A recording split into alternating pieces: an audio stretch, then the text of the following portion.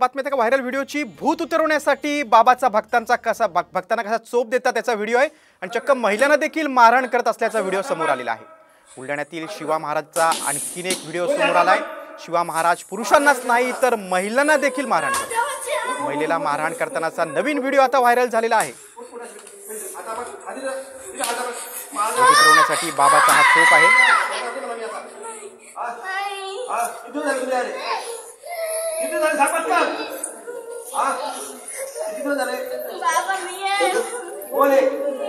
या आधी देखील एका दारुड्याला या बाबांना अगदी चांगलाच चोप दिला होता। आता भूत उतरवण्यासाठी एका महिलेला चोप देतोय।